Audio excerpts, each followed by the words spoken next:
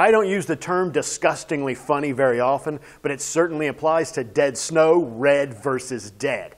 The sole survivor of an attack of undead Nazis finds that he is mankind's only hope to stop a zombie Third Reich.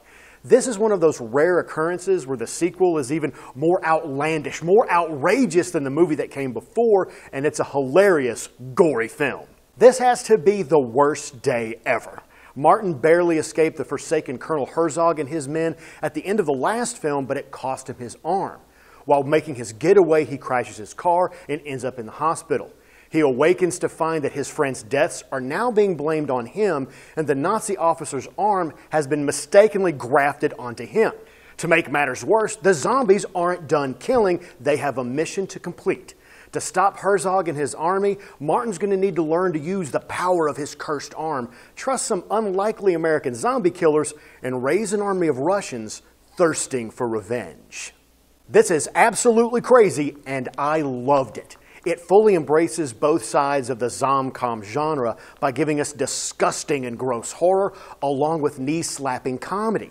We even get good, monstrous combats and fights in there, and some that belong more in a superhero film. The cursed undead are relentless in their violence, though, as they tear people apart and pull their organs out of their bodies in extremely graphic ways. That alone could be too much for the movie, but the story weaves comedy into those same moments. You're going to be laughing as someone's getting their heart ripped out of their chest.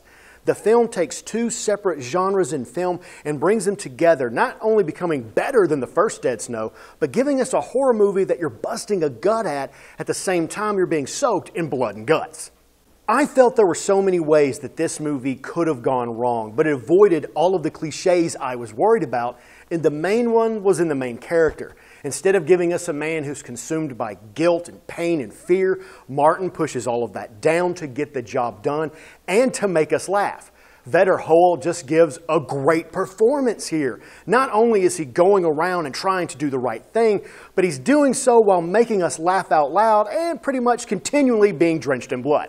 When the zombie squad appeared in this, I thought that's the moment that this whole thing is just going to derail, and I was wrong. The young actors give us refreshing characters to this setting, but they quickly prove their worth. They're not there just for comedic value, but they still get us to smile, and most importantly, they don't drag the movie down.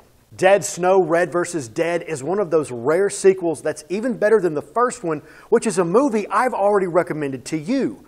From the moment I was trying not to throw up while I was laughing to all of the slapstick humor and crazy bloodshed, I just had a lot of fun watching this movie. Now, if you can't laugh while someone is being torn apart on screen, then you want to skip this movie that horror fans are gonna love.